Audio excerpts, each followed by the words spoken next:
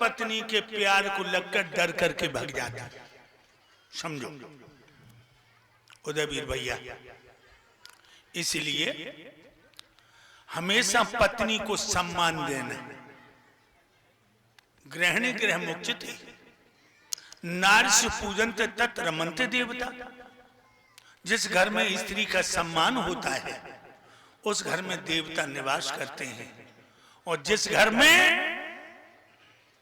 पत्नी दुखी होकर हिचकियां ले लेके रोती है उस घर से लक्ष्मी किनारा कर जाती है। लोगों ध्यान रखिए। इधर हमारे भैया दलवीर सिंह की धर्म पत्नी जी 1 से 1 रुपए और पीताम्बर भेंट कर रही हमारे गुरुदेव जी को। भगवान कन्हैया सुख शांति दे। जो मुंह से दूर रखो कर होठों से लग रहे। तो भाइयों और बहनाओं, तुम्हें भी समझा दे, पति को प्रसन्न करना भगवान को प्रसन्न करना है। अलका, प्रियंका, राधा, मेरी बात पर गौर करना। सोच लो पति कैसा भोजन पसंद करते हैं, गैस की रोटी या चूल्हे की रोटी। अगर गैस की रोटी तो बहुत कम ही पसंद करते हैं, क्योंकि वह रोटी कितनी भी तुम अच्छी तरह सेंकना फिर भी आटा में स्वाद नहीं रहता। और अगर चूल्हा की रोटी करके दो ना, आहा क्या स्वाद है। तो ध्यान रखो राधा और पुष्पा, प्रियंका, अलका, चूल्हा की रोटी बहुत ही प्यारी होती है। चूल्हा की रोटी, ये गैस से अब चलन लगे, प्रसन्न रहो। चूल्हा की रोटी पति के लिए बलवर्धक है, सद्बुद्धि देती है। गैस की रोटी गैस की बीमारी करने में भी कमी पीछे नहीं रहती। बहनाओं, ये आधार तो तुम्हें बताने आया है, तुम्हें जगाने आया है। बुरा मत मानना जे गैस की रोटियां शरीर के लाभकारी नहीं है, एक बात। दूसरी बात है, घर में अगर छाछ है, दही है, दूध है, यह भी बलवर्धक होता है। दही तो सुबह जरूर ही लेना चाहिए। उदयवीर, दही भगवान कन्हैया चुरा चुरा के खाते थे। क्या उनके घर में दही नहीं था? 1 लाख गायें हो जा, 9 मन तो माखन होता था, 9 मन। लेकिन फिर भी चुराते थे। क्यों? उन्हें बताते थे कि दही में बहुत शक्ति होती। और भाइयों, तुम्हें एक बात और बता दें। हेलो,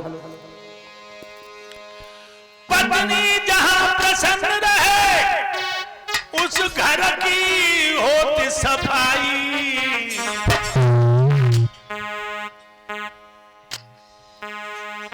खान पान और रहन सहन में दिखलाई दे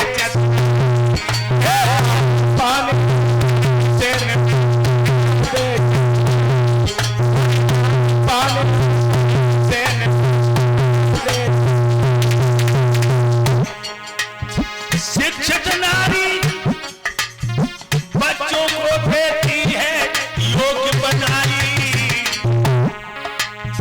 प्रीति पूर्वक रहे किसी से करती नहीं, पूर्व चीज नहीं, पूर्व चीज नहीं।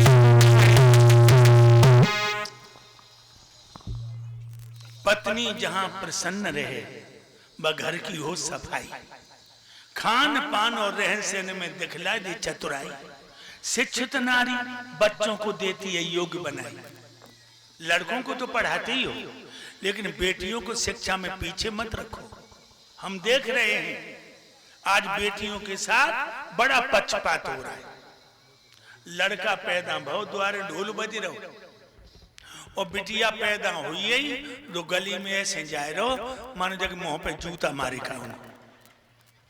मैं एक बात पूछ रहा हूं,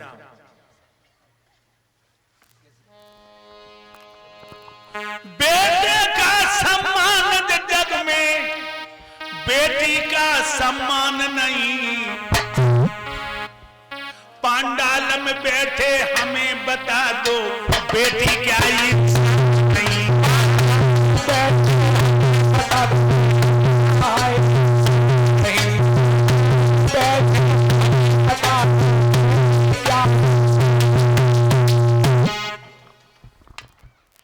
बेटी इधर अमर सिंह राजपूत जी एकता कॉलोनी से हमारे गुरुदेव जी के गले में पुष्प की माला, नोटों का हार और हमारे समस्त स्टाफ को सम्मानित करते हैं। भगवान कन्हैया की कृपा इन पर हमेशा बनी रहे।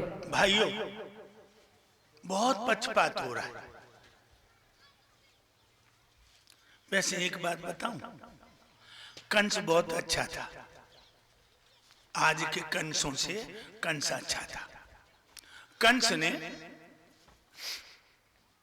देवकी के बच्चा मारे जब पैदा हुई है, आजकल के कंस तो पैदा ही नहीं होने देते। अल्ट्रासाउंड में देखा कि लड़की है, पेट में ही हत्या कर दी, पेट में ही। क्यों? दामाद न ढूंढना पड़े, दहेज न देना पड़े। पांडाल में इतने बैठे हो, खड़े होकर के कहो कि मेरे घर में 6 लड़कियां थी, हमें गरीब कर गई।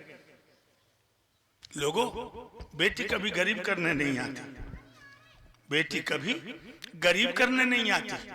और माताओं, तुम कैसी माँ हो जो अपनी लाडली को पेट में मार देती हो? याद रखो, अगर बेटियों को तुमने इस तरह मारा, 7 जन्म तक तुम औलाद का मुंह नहीं देख पाओगे। ये सोच लो। सबसे ज्यादा हत्या हरियाणा में हो रही है। लोग, अब तो हरियाणा उन्होंने बिगुल बजा दिया, आंखें खोल दी लोगों की हमने। हरियाणा में सबसे ज्यादा अत्याचार। अब हरियाणा में 100 लड़का हैं तो 50 लड़कियां, राजस्थान में 100 लड़का हैं 58 लड़कियां। उत्तर प्रदेश में कितनी कमी आई जानते हो? 100 लड़का हैं तो 63 लड़कियां। अब हम एक बात बताओ, ये 37 लड़का दूल्हा बन के बारात लेके कहां जाएंगे जब लड़कियों की इतनी कमी है? कहां जाएंगे? बेटी न बची तो देश नहीं बचेगा। ये और बता दूं आपको, बेटी वृक्ष और गाय न बची, देश नहीं बचेगा। दिन ही दिन लड़कियों की कमी हो रही है। लोगों, हम तो भागवत खत्म होती तब निगाह करते जाते हैं, बेटियां कितनी, 2-4 बेटियां रास्ते में नजर आती हैं। लोगों, दिन ही दिन लड़कियां कम हो रही, और बेटी न बची तो देश नहीं बचेगा। ये मैं तुम्हें बता दे रहा हूं। इसलिए बेटी बचाओ, बेटी पढ़ाओ। मेरे भाइयों, यार, बेटी न होती तो हम और आप न होते। लला सोनू, किशन, बेटी न होती तो हम और आप न होते, और हम और आप न होते तो हमारे तुम्हारे बाप न होते। ध्यान रखो। इसलिए बेटियों को दूना प्यार करो, बच्चों से दूना लाड़ करो। पवन रेखा कोई औलाद नहीं है, राजा ने प्रिया के दिल को नहीं दुखाया। एक दिन मासिक धर्म से निवृत्त हुई है पवन रेखा। मासिक धर्म से निवृत्त होकर उसने स्नान किया, कपड़े बदले, 16 श्रृंगार करके आंगन में बैठ गई। तब तक महाराज उग्रसेन आए। हालांकि प्रिया को रोज ही देखा था, आज चेहरे की फपन को देखकर महाराज मुस्कुरा के बोले, गोरी, बड़ा श्रृंगार करके बैठी हो, क्या इरादा है? आंखों में आंसू भर के बोली, स्वामी, तुम मुझे कितना चाहते हो? आज मेरा जी चाहता है जंगल में चलूं, ऋषि मुनियों की कुटियों पर चल करके सत्संग की गंगा में डुबकी लगाऊं, जंगल की पावन हवा का पान करूं। महाराज बोले गोरी चलने को दिल तो मेरा भी कहता है, लेकिन कल कई मुकदमे अधूरे छोड़ो जो आज निपटाने हैं। तुम ऐसा करो, हमारा सफेद घोड़ों वाला रथ लेके जाओ, संग की सहेलियों को लेके जाओ और साधुओं की कुटियों पे जाकर संतों के चरणों के माथे से लगाओ, आशीर्वाद लेके आओ। मैं फिर तुम्हारे साथ कभी चलूंगा। श्री सुखदेव जी बोले, हे राजा परीक्षित, अपने प्राण प्यारे की आज्ञा पा करके रानी पवन रेखा 4 घोड़ों वाले रथ में बैठ गई। 7-8 लड़कियां साथ। एक लड़की रथ हाँकने में बड़ी दक्ष है, रथ हाँक रही। जब जंगल में पहुंची तो जंगल की शोभा कैसे बताएं। मौसम बाहर कदम कदम पे गुलजार कर रहा है, पुरवाई की हवा रानी का रुपट्टा लेके उड़ती है तो लगता मानो संग की लड़कियां ठिठोली कर रही हों।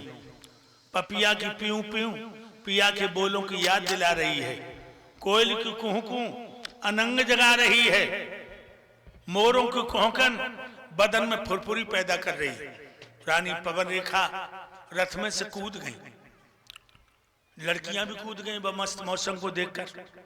लड़कियां हो गई पश्चिम की तरफ, पवन रेखा हुई पूरब की तरफ।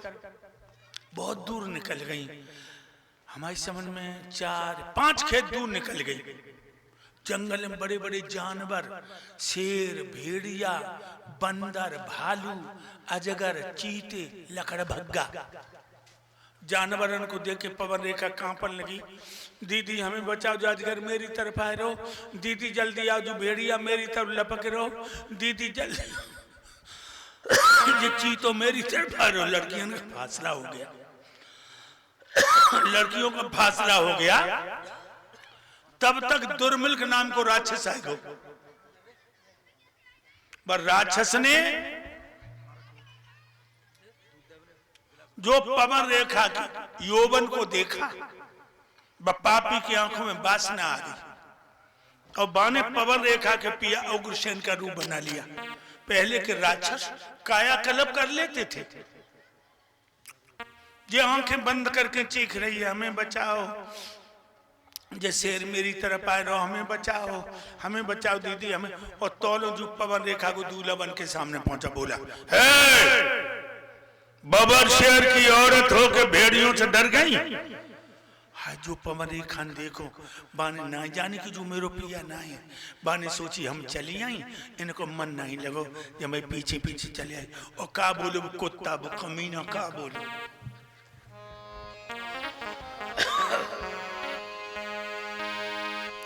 बोला प्रिय रुदन मत कर, हाजिर है तेरा रखवाला। मेरे सन्मुख तुझको देखे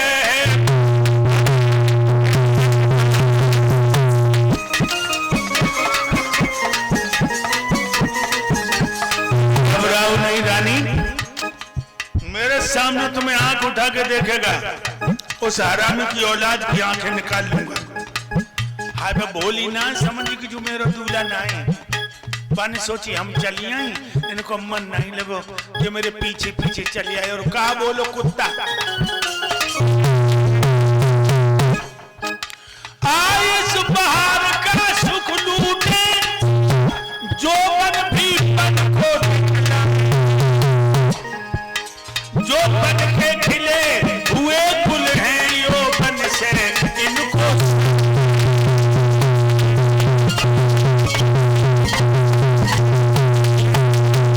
कैसा सुंदर मौसम है, ऐसे मौसम में तुम्हारी गोदी खाली। आज मैं तुम्हारी गोदी भरूंगा रानी।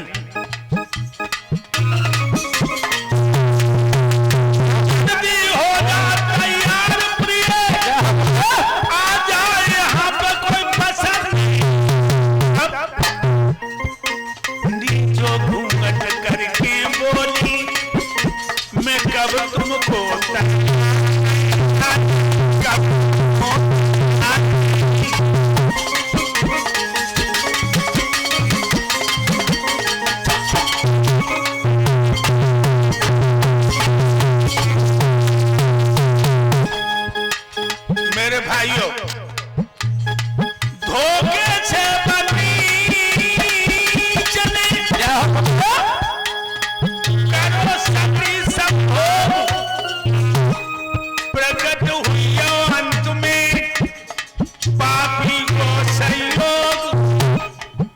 धोखे से इज्जत से रंगरलियां मना ली कुत्ता ने।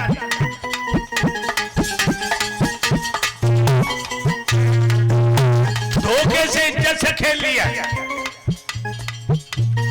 अरे ठग मिलिया की